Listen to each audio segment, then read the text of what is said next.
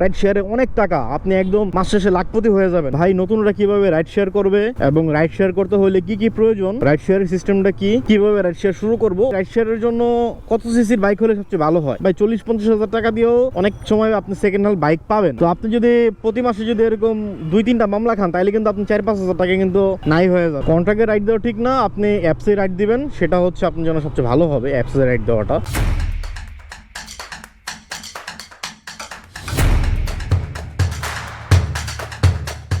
আসসালামু আলাইকুম এভরিওয়ান, কি অবস্থা সবার, কেমন আছেন?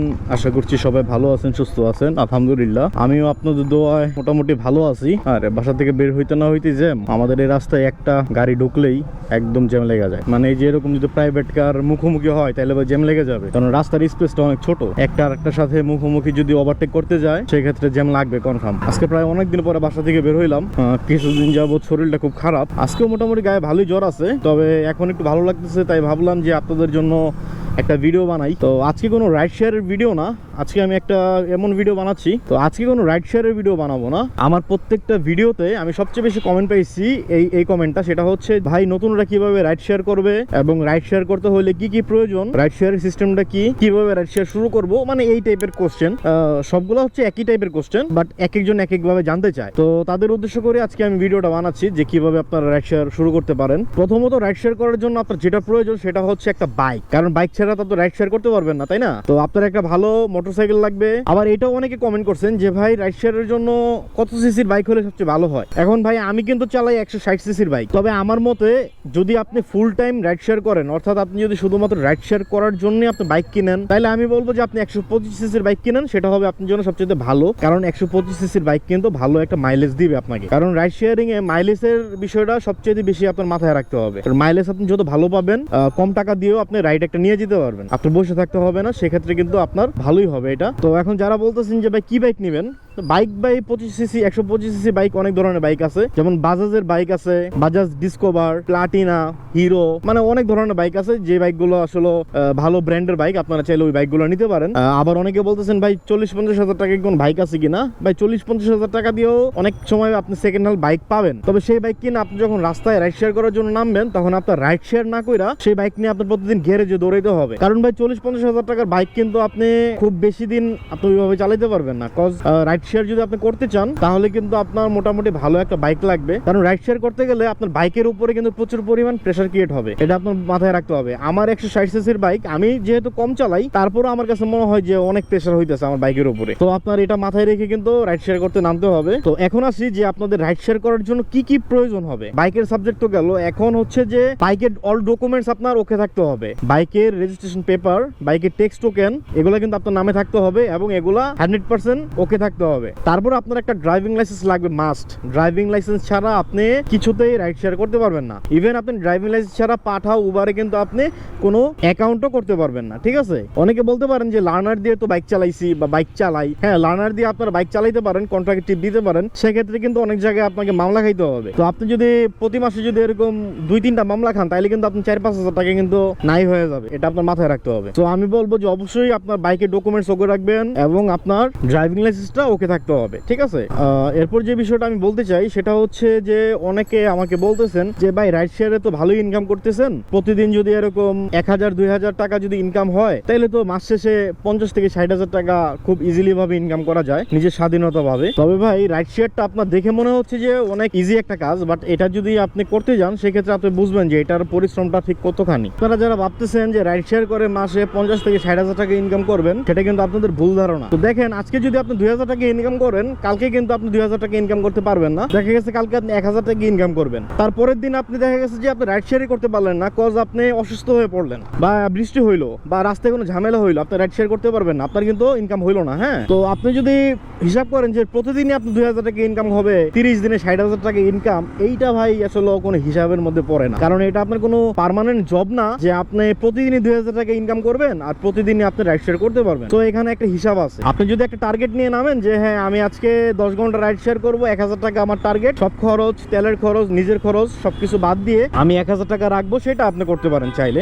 আবার অনেক ভাইরা কমেন্ট করতেছেন যে ভাই আমি তো রাস্তাঘাট চিনি না, আমি ঢাকা শহরে কিভাবে রাইড শেয়ার করবো। তো রাইড শেয়ার করার জন্য কিন্তু আপনার সবচেয়ে বড় যে জিনিসটা সেটা হচ্ছে আপনার রোড গার্ড চিনতে হবে। রোড গার্ড যদি আপনি না চিনেন, অনেকে আছে যে অ্যাপসে রাইড শেয়ার করে না, কন্ট্রাক্টে রাইড শেয়ার করে, সেক্ষেত্রে কিন্তু আপনার ভাড়ার যে বিষয়টা সেটা আপনার মাথায় রাখতে হবে। যে আমরা যদি কখনো কন্ট্রাক্টে যাই, সেক্ষেত্রে আমরা প্রতি কিলোমিটার ভাড়া ধরেন 15 থেকে 20 টাকা। 15 হচ্ছে একদম নিম্ন, সর্বনিম্ন ভাড়া থাকে, আর 20 টাকা, মানে 20 টাকা যদি আপনার পার কিলোমিটার 20 টাকা যদি থাকে, সেক্ষেত্রে আপনার ভালো একটা লাভ হবে। আর যদি আপনি 15 টাকা বা তার চেয়ে কমে যান, সেক্ষেত্রে কিন্তু আপনি বেশি একটা লাভ করতে পারবেন না, কারণ আপনার মাইলেজটা কতটুকু যায় বা তেলের লিটারটাও তো আপনি হিসাব করতে হবে। সব মিলায়া আপনার এই যে রাস্তা চেনা, রাস্তার কিলোমিটার এবং ভাড়ার যেই অনুমান আইডিয়াটা, সেটা আপনার মাথায় থাকতে হবে। এখন অনেকে বলতে পারেন যে ভাই আমি তো নতুন, আমি কিভাবে এটা বুঝবো? তো আপনারা যারা নতুন তারা প্রথমে কন্ট্রাক্টে রাইড শেয়ার করার চেষ্টা করেন না, তারা উবার এবং পাঠাওয়ের মাধ্যমে আপনারা এটা শুরু করেন।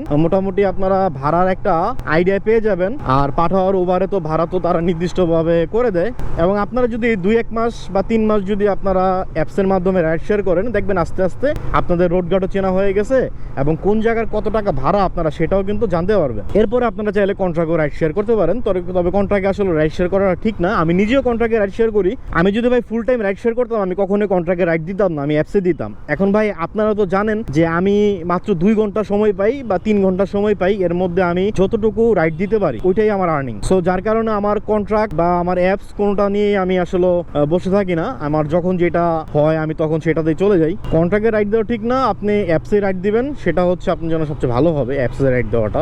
আবার অনেকে চিন্তা করতেছেন যে রাইড শেয়ারিং এ তো ভালো ইনকাম, তো বাসা থেকে বাবা মাকে প্রেশার দিয়ে একটা বাইক কেনার টাকা ম্যানেজ করি, বা মা বাবাকে বলি যে কিস্তিতে 1-1.5 লাখ টাকা নিয়ে দিতে, তো রাইড শেয়ার করে সেটা আমি আস্তে আস্তে ক্লিয়ার করে দিব। এরকম ভুল পদক্ষেপ কিন্তু ভাই নিয়েন না। ঋণের টাকা দিয়ে যদি আপনারা বাইক কিনেন এবং সেই টাকা যদি আপনারা শোধ করতে চান, তাহলে কিন্তু ভাই অনেক সময় লাগবে এবং অনেক পরিশ্রম আপনার দিতে হবে। দ্বিতীয়ত মাথায় কিন্তু একটা আলগা প্রেশারও থাকবে। তো রাইড শেয়ারের অবস্থা এখন খুব বেশি একটা ভালো না, যার কারণে আমি বলবো যে আপনারা এরকম ভুল পদক্ষেপ নিয়েন না। যদি আপনার কাছে ক্যাশ টাকা থাকে, আপনি যদি বেকার বসে থাকেন, সেক্ষেত্রে আমি আপনাকে বলবো যে বেকার বসে না থাকে আপনি কাজ করেন, সেটা অন্য জিনিস। বাট আপনি টুকটাক কিছু করতে পারতেছেন, চলতে পারতেছেন, তো তখন আপনার রিস্ক নিয়ে ভাই বাইক চালানোর কোনো প্রয়োজন আমি মনে করি না। আর সবচেয়ে ভালো হয় যদি আপনি কোনো জবের পাশাপাশি এটা পার্ট টাইম হিসেবে করতে পারেন, তাইলে হবে আপনার জন্য সবচেয়ে প্লাস পয়েন্ট।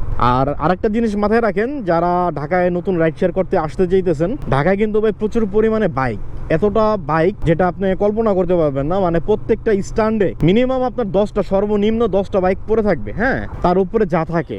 তো আপনি একটা রাইড নেবেন, অ্যাপসে যদি আসে সেটা তো আপনার ভাগ্য, সেটা তো কোনো সমস্যা নাই। তো কন্ট্রাক্টে রাইড নেওয়া মানে হচ্ছে একদম টোটালি কম্পিটিশন করা, যেটা আসলে মুখে আমি বলতে পারবো না, কারণ যারা এখন রাইড শেয়ার করে বর্তমান বাজারে একমাত্র তারাই জানে যে কন্ট্রাক্টে একটা রাইড নেওয়াটা কতটা কম্পিটিশন। সো এটা আপনারা মাথায় রাখবেন। সবসময় একটা জিনিস চিন্তা করবেন, কোনো কিছু করার আগে আপনি 10 বার চিন্তা করবেন যে এই কাজটাকে আমি করবো কি করবো না। আপনি একটা কাজ করে তারপর আফসোস করবেন, সেটা কিন্তু হবে না ভাই। তাইলে কিন্তু শুধু আফসোসই করে যাবেন, দিন শেষে কিন্তু আপনি জিরো। তো আমি আশা করি মোটামুটি আপনারা ভালো একটা আইডিয়া পাইছেন আমার এই ভিডিওতে।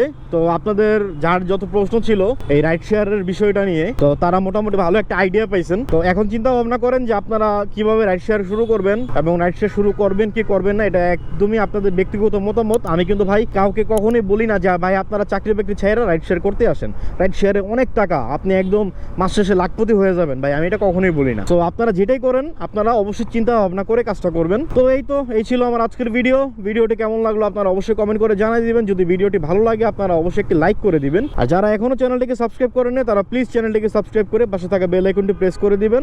আর আপনারা আমার জন্য একটু দোয়া করেন, আমার শরীরটা একটু অসুস্থ, আমি যেন দ্রুত সুস্থ হয়ে যাই। তো আজকের মতো আপনাদের মেহেদি ভাই এখান থেকে বিদায় নিচ্ছে। দেখা হবে পরবর্তী নতুন কোনো ভিডিওতে। ততদিন পর্যন্ত সবাই ভালো থাকবেন, সুস্থ থাকবেন।